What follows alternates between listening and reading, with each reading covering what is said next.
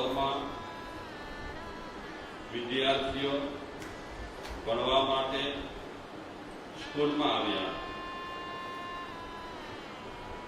સૌ પોતાની બેન્ચ પર ગોઠવાઈ ગયા। એક પછી એક પીરિયડ પૂરું થવા લાગ્યું। વિદ્યાર્થીઓ એક ધ્યાનથી જે વિષય ચાલતો હતો એનામાં ઇન્ટરેસ્ટ રાખી કરી જે સમજાવતા હતા શિક્ષક એ સમજવાની કોશિશ કરતા હતા। ભૂગોળનો વિષય આવ્યો અને શિક્ષક ભૂગોળ વિષયમાં વિદ્યાર્થીઓની સાથે ચર્ચા કરવા લાગ્યા, વિદ્યાર્થીઓને સમજાવવા લાગ્યા। વિદ્યાર્થીઓને કહે છે કે અત્યારે હું આપ સૌને ભૂગોળ વિશે સમજાવું છું, તો મારી એવી ઈચ્છા રહેલી છે કે આપણી સ્કૂલમાં ઘણા ટાઈમથી એક તૂટેલો ફૂટેલો નકશો એલો છે પૂરા વિશ્વનો, ટુકડા ટુકડા થઈ ગયા છે એ નકશાના, તો વિષયને અનુરૂપ એ વિશ્વના નકશાને આપ સૌ ગોઠવી દો। હું એ વિશ્વના નકશાના જે ટુકડા ટુકડા રહેલા છે, નાના મોટા ટુકડા રહેલા છે, તમને આપું છું। આ મોટી બેન્ચ પર તમે આજુબાજુ ગોઠવાઈ કરી અને એ નકશાને વ્યવસ્થિત તૈયાર કરો। મેજની આસપાસ વિદ્યાર્થીઓ ગોઠવાઈ ગયા। શિક્ષકે વિશ્વના નકશાના ટુકડા ટુકડા વિદ્યાર્થીઓના હાથમાં આપી દીધા। ઘણા ટુકડા થઈ ગયા હતા। વિદ્યાર્થીઓ સૌ કામે લાગી ગયા। નકશો ગોઠવવામાં સૌ એક લીન થઈ ગયા। એકાદ બે નકશાના ટુકડા ગોઠવાય અને જે વિદ્યાર્થી ગોઠવે એ રાજી થવા લાગ્યો કે આખો નકશો મારાથી ગોઠવાયો। પણ એ મેજ એવે ઠેકાણી હતી કે બરાબર બારીમાંથી જે હવા આવતી હતી એ હવા મેજને સ્પર્શી કરી અને આગળ નીકળતી હતી। તો બરાબર થોડાક ટુકડા ગોઠવાયા ત્યાં એક પવનની ફૂંક આવી અને એની સાથે ગોઠવાયેલા જેટલા ટુકડા હતા એ બધા વિખરાઈ ગયા। વિદ્યાર્થીઓએ જે મહેનત કરી હતી એ મહેનત એમની પાણીમાં ગઈ। ફરી વિદ્યાર્થીઓ એ નકશો ગોઠવવામાં પડી ગયા। એમને એ ખ્યાલ ના આવ્યું કે નકશો ગોઠવતા પહેલા બારીમાંથી જે પવન આવે છે એ બારીને બંધ કરી દેવી જોઈએ। પણ એમણે વિચાર્યું ગરમી બહુ થાય છે, લાઈટ છે નહીં, લાઈટ નથી, પંખા નથી, તો હવા જરૂરી છે અને આવા નકશાના ટુકડા ટુકડા ટુકડા ગોઠવતા ગોઠવતા શરીરમાં ગરમી તો પેદા થાય જ। પરિશ્રમ વાળું કામ છે, ભલે વજન ઉપાડવું નથી પડતું પણ મગજમારી તો કરવી જ પડે। એટલે વિદ્યાર્થીઓએ બારી ખુલ્લી રાખી છે। થોડાક ટુકડા વિદ્યાર્થીઓ ગોઠવે ન ગોઠવે ત્યાં પવનની ફૂંક આવે અને બધા ટુકડાઓ વિખરાઈ જાય। તો કોઈક વિદ્યાર્થી આઈડિયા આપી કે આપણે એમ કરીએ કે જે નકશા ગોઠવાઈ જાય ત્યાં ત્યાં આપણે પથ્થર મૂકીએ। પથ્થર મૂકીશું તો પવનને કારણે ટુકડા ઉડશે નહીં અને આપણી મહેનત પાણીમાં નહીં જાય। તો વિદ્યાર્થીઓની આ વાત કેટલાક વિદ્યાર્થીઓને ગમી ત્યાં બરાબર છે, પણ એક વિદ્યાર્થી જ્યારે જ્યારે આના હાથમાં ટુકડો આવતો હતો ત્યારે એ પાછળ જતો હતો। તો એ ટુકડો પાછળ જતો હતો તો ક્યારેક પાછળના ભાગમાં હાથ આવી જતું હતું, હાથનું ચિત્ર। ક્યારેક કોઈ ટુકડો લેતો હતો તો પગનું ચિત્ર આવી જતું હતું। તો એ વિદ્યાર્થીએ થોડું બારીકાઈથી જોયું, નિરીક્ષણ કર્યું અને અનુમાન કર્યું કે આ નકશાની પાછળ માણસનું ચિત્ર હોવું જોઈએ, કારણ કે પગ પણ દેખાય છે, હાથ પણ દેખાય છે। તો એ વિદ્યાર્થીએ બીજા વિદ્યાર્થીઓને કીધું કે આપણે નકશો ગોઠવવામાં પડ્યા છીએ, ઘણો ટાઈમ નીકળી ગયો છે અને શિક્ષકે કીધું છે કે જ્યાં સુધી નકશો તમે ગોઠવશો નહીં ત્યાં સુધી રજા નહીં મળે। તો આપણે અત્યાર સુધી મહેનત ઘણી કરી નકશો ગોઠવવા માટે, પણ એ મહેનત આપણી સફળ નથી થઈ. મને એવો અનુમાન છે કે આ નકશાની પાછળ માણસનું ચિત્ર રહેલું છે. આપણે એમ કરીએ તો નકશો ગોઠવવાને બદલે આપણે માણસનું ચિત્ર ગોઠવી નાખીએ. માણસનું ચિત્ર ગોઠવાઈ જશે એટલે નકશો ઓટોમેટિક ગોઠવાઈ જશે. આ નકશામાં આપણને બહુ મહેનત કરવી પડે છે, બારીક બારીક બધું જોવું વાંચવું પડે છે. એના કરતા આઈડિયા મને ગમે છે. તો બીજા વિદ્યાર્થીઓને પણ એ આઈડિયા ગમી ગઈ અને તરત જ નકશો જોવાને બદલે, વિશ્વનો નકશો જોવાને બદલે એમણે માણસનું ચિત્ર ગોઠવવાની શરૂઆત કરી. બહુ મહેનત ના પડી, માણસનું ચિત્ર ગોઠવાતું ગયું. માણસનું ચિત્ર ગોઠવાતું ગયું. ક્યાંક હાથ ગોઠવ્યા, ક્યાંક પગ ગોઠવ્યા, ક્યાંક છાતી ગોઠવી, ક્યાંક માથું ગોઠવ્યું. આવી રીતે માણસનું ચિત્ર ગોઠવાઈ જતા, પૂરું માણસ બની જતા એના પર સેલો ટેપ લગાડી કરી અને પછી એ નકશાને ઉથલાવી નાખ્યો. તો એ વિશ્વનો નકશો તૈયાર થઈ ગયો. આ વાત સંકેતમાં કહે છે. એ વાત એમ કહેવા માંગે છે કે આપણે વિશ્વને ગોઠવવા જઈશું, આપણે વિશ્વના લોકોને સમજાવવા જઈશું તો સંપૂર્ણ વિશ્વ આપણાથી કદાચ ગોઠવાશે નહીં. સંપૂર્ણ વિશ્વના લોકોને આપણે કદાચ સમજાવી શકીશું નહીં. શરૂઆત કરવા જેવી છે આપણાથી. આપણે તૈયાર થઈ જઈએ એટલે ધીમે ધીમે વિશ્વ તૈયાર થઈ જશે. આપણે સારા થઈ જઈશું તો ધીમે ધીમે એક માણસ સારો થાય એટલે એ માણસનો ચેપ બીજાને લાગે, એનો ચેપ બીજાને લાગે.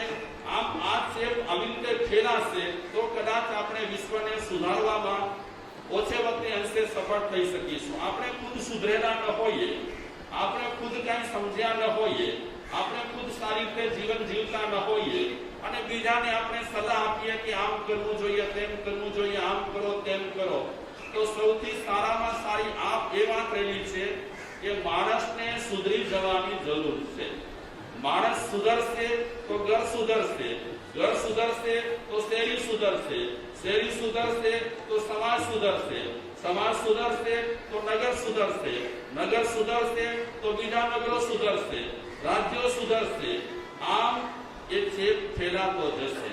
પણ આપણે પોતે જ બગડેલા હોઈએ, આપણે પોતે જ પાયા પર ન હોઈએ, આપણે પોતે જ વ્યવસ્થિત ન હોઈએ, આપણે પોતે સારું જીવન જીવતા ન હોઈએ, આપણે માણસ તરીકે ન હોઈએ અને બીજાને માણસ બનાવવા માટે આપણે પ્રયાસ કરીએ તો એ પ્રયાસ કદાચ આપણો સફળ નહીં થાય. આપણા પ્રયાસને સફળ બનાવવા માટે સર્વપ્રથમ પ્રયોગ કરવા જેવો છે આપણા પર. એક શાયર કહે છે, फिरस्तों से बेहतर है इंसान बनना, फिरस्तों से बेहतर है इंसान बनना, मगर इसमें पड़ती है मेहनत ज्यादा, मगर इसमें पड़ती है मेहनत ज्यादा. इसमें मेहनत ज्यादा पड़ती है. हाँ, ज्यादा मेहनत मानस बनवामा વધારે મહેનત કરવી પડે છે. ફિરસ્તો સે બેહતર હૈ ઇન્સાન બનના, એટલે દેવ બનવા કરતા પહેલા માણસને ઇન્સાન બનવું જરૂરી છે.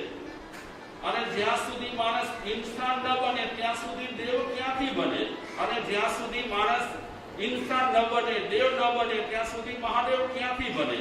તો મહાદેવ બનતા પહેલા, દેવ બનતા પહેલા માણસને શું બનવું પડે? માણસને માણસ બનવું પડે. પણ એ શાયર કહે છે કે માણસ બનવું બહુ કઠિન છે. આ પહેલો સ્ટેપ આપણે બરાબર સર કરી લઈએ, પહેલો સ્ટેપ આપણો સફળ થઈ જાય તો દેવ બનવામાં મહેનત નથી અને ભગવાન બનવામાં પણ મહેનત નથી. મહેનત છે માણસ બનવામાં. આપણે ઘણા વર્ષ એમને એમ કાઢી નાખીએ, કેટલા વર્ષ આપણા એમને એમ નીકળી ગયા હોય પણ હજી આપણે સરખા માણસ થયા ના હોઈએ. આંખ માણસ જેવી હોય, કાન માણસ જેવા હોય, નાક માણસ જેવું હોય, મોઢું માણસ જેવું હોય, હાથ માણસ જેવા હોય, પગ માણસ જેવા હોય, આકૃતિ પૂરી માણસ જેવી હોય પણ હજી આપણે ખરા માણસ થયા ના હોઈએ. કારણ કે માણસ થવું જ કઠિન છે. વિવેક ચુડામણીમાં શ્રીમદ આદ્ય શંકરાચાર્ય પણ ત્રણ વસ્તુઓ દુર્લભ બતાવી છે. મનુષ્યત્વ, મુમુક્ષુત્વ, બે અને ત્રીજી વસ્તુ એમણે દુર્લભ બતાવી છે સદગુરુનો સંગ, સારા માણસનો સંગ. અને આ વિવેક ચૂડામણીમાં જે વાત બતાવી છે તે ઉત્તરાદન સૂત્રના 3 અધ્યાયની પહેલી ગાથામાં બતાવી છે. જે વાત શ્રીમદ આદ્ય શંકરાચાર્ય કરી એ પહેલા મહાવીર ભગવાને પણ એ જ વાત કરી છે કે મનુષ્યત્વ મેળવવું બહુ જ કઠિન છે. મનુષ્યત્વ આવી જાય તો મુમુક્ષુત્વ આવી જાય, અને મુમુક્ષુત્વ આવી જાય તો માણસને સદગુરુનો સંગ મળે. કારણ કે સદગુરુને શોધવા માટે માણસને એવી દ્રષ્ટિ તૈયાર કરવી પડે. જ્યાં સુધી એવી દ્રષ્ટિ તૈયાર ન થાય ત્યાં સુધી જગતમાં સદગુરુનો અભાવ નથી, જગતમાં સારા ગુરુનો અભાવ નથી, પણ હજી આપણી એટલી દ્રષ્ટિ તૈયાર નથી થઈ. અને જ્યાં સુધી દ્રષ્ટિ તૈયાર ન થાય ત્યાં સુધી આડા અવડાને આપણે ગુરુ બનાવીએ કે જે આપણા પથમાં આર્થિક રૂપેલા હોય, આપણો વિકાસ કરતા ન હોય, એવા ગુરુ કદાચ આપણને મળી જશે. પણ એ વિવેક ચૂડામણીમાં કહે છે કે ખરેખર ગુરુ મળવા બહુ મુશ્કેલ છે. મુમુક્ષુત્વ, મોક્ષમાં જવાની ખરેખરી તમન્ના અને મોક્ષમાં જવા માટેનો ખરેખર પુરુષાર્થ આમ તો આપણને સાંભળતો નથી. અત્યારે આપણે જે મહેનત કરીએ છીએ, હાર્દિક રીતે આપણને મોક્ષમાં જવું છે એટલા માટે મહેનત નથી કરતા. હાર્દિક રીતે આપણને મોક્ષમાં જવું હોય તો આપણી મહેનત આટલી ન હોય અને આપણને સિવાય તેટલી ન હોય. પણ અત્યારે મુમુક્ષત્વ પણ હજી આપણને મળ્યો નથી અને મનુષ્યત્વ પણ હજી મળ્યો નથી. મનુષ્યત્વ પ્રાપ્ત કરવા માટે માણસને પ્રયોગ કરવા પડે, પ્રયાસ કરવા પડે. ત્યારે માન કોઈ ભાવમાં મનુષ્ય અવતાર મળ્યા પછી આપણને મનુષ્યત્વ મળતું હોય છે. એમ માની લેવાની જરૂર નથી કે આપણને મનુષ્ય અવતાર પહેલા નથી મળ્યા. પહેલા આપણને મનુષ્ય અવતાર ઘણી વખત મળ્યા છે, સારા મળ્યા છે, ઊંચું કુળ પણ મળ્યું છે, ખાનદાન પણ આપણે રહ્યા છીએ. તે છતાં પણ હજી આપણામાં માણસાઈ આવી નથી. પહેલા પણ માણસાઈ વગરના રહ્યા, અત્યારે પણ ફરી આપણને મનુષ્ય અવતાર મળ્યો છે. માણસાઈ આવશે તો ઠીક છે, નહીં તો આ અવતાર પણ આપણો એડે ગયા વગર રહેવાનો નથી. અને આ અવતાર એડે ન જાય એટલા માટે મહાપુરુષો કહે છે સૌથી પહેલી વાત રહેલી છે મુમુક્ષુ બનતા પહેલા મનુષ્યત્વ પ્રાપ્ત કરવા માટે જે મહાપુરુષોએ પદ્ધતિ બતાવી છે, પ્રયોગો બતાવ્યા છે, રીતો બતાવી છે, એ રીતો તું તારા જીવનમાં અપનાવવા માટે કોશિશ કર.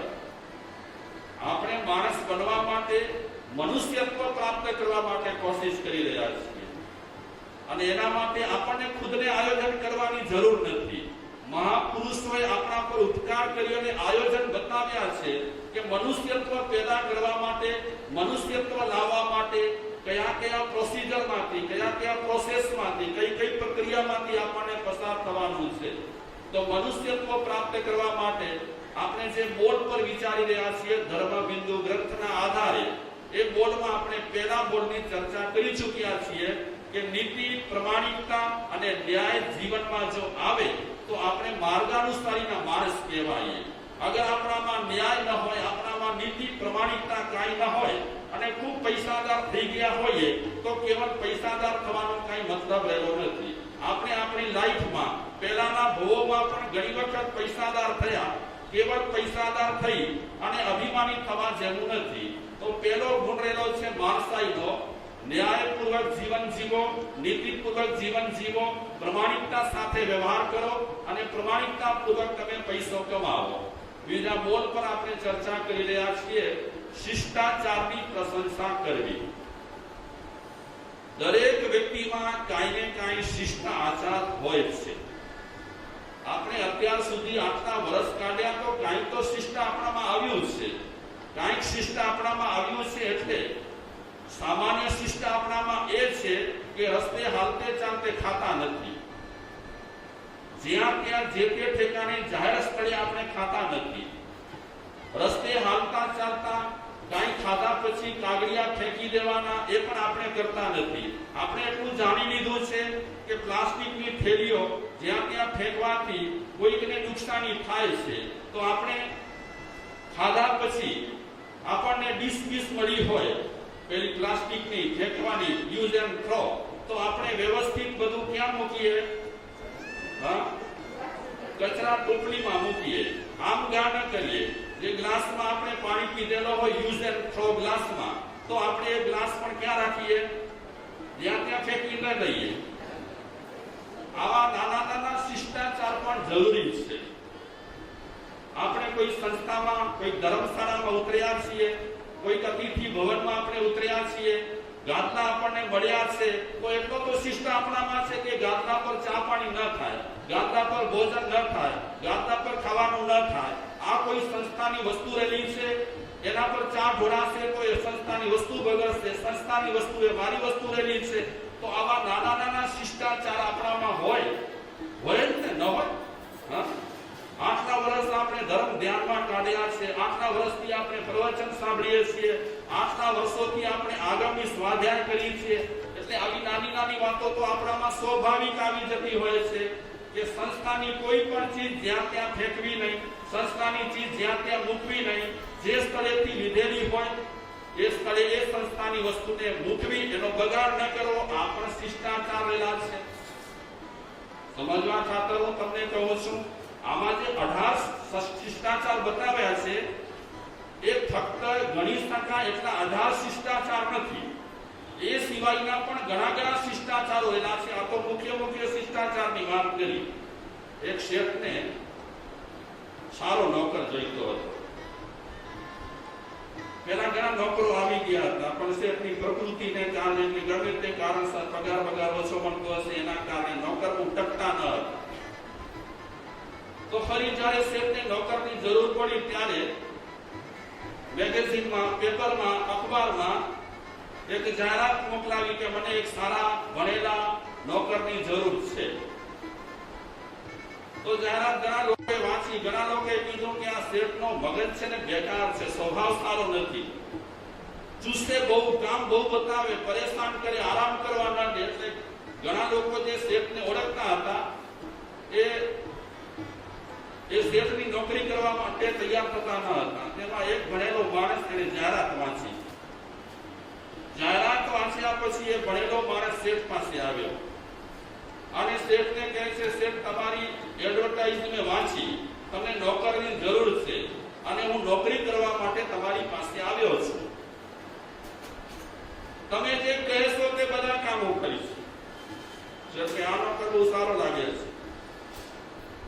પગાર બધા નક્કી કર્યા, પણ એ નોકરે કીધું શેઠને કે બધા કામ હું કરીશ એ વાત સાચી, પણ મને તમે સૂચિ લખી દો. સૂચિ સમજો ને? શું કામ કરવું, શું કામ કરવું, શું કામ કરવું, બધું લખ્યું. તો શેઠને જે યાદ આવ્યું, જે યાદ આવ્યું બધું સૂચિમાં લખ્યું અને નોકરને આપી દીધી સૂચિ કે આ કામ, આ કામ, આ કામ, આ બધા કામ સૂચિમાં જે લખેલા છે તે. તો નોકર અવારનવાર સૂચિ વાંચે. જે રીતે અત્યારે આપણે આ શિષ્ટાચારના જે પ્રસંગો રહેલા છે એ વાંચી રહેલા છીએ, તે રીતે વાંચે, રોજ સૂચિ વાંચે. એક વખતે શેઠ અને નોકર ગામ બહાર ફરવા માટે ગયા. ફરતા ફરતા એક નદી કિનારે આવ્યા. પાણી બહુ સ્વચ્છ હતું, નદી પણ એકદમ સ્વચ્છ હતી. એટલે શેઠને નદીનું પાણી પીવાની ઈચ્છા થઈ. પાણી પીવા માટે શેઠ આગળ વધ્યા. એ વિચારે છે અત્યારે તો નોકરની મદદ લેવાની જરૂર નથી, નદીમાં બહુ પાણી નથી, પણ પાણી એકદમ નિર્મળ છે, તો હું પાણી પી લઉં. પણ શેઠને ખ્યાલ આવ્યો કે નદીમાં શરૂઆતમાં ઓછું પાણી છે, પણ આગળ બહુ પાણી છે. તો શેઠ ધીમે ધીમે સાવધાની સાથે પાણી પીવા માટે આગળ વધ્યા.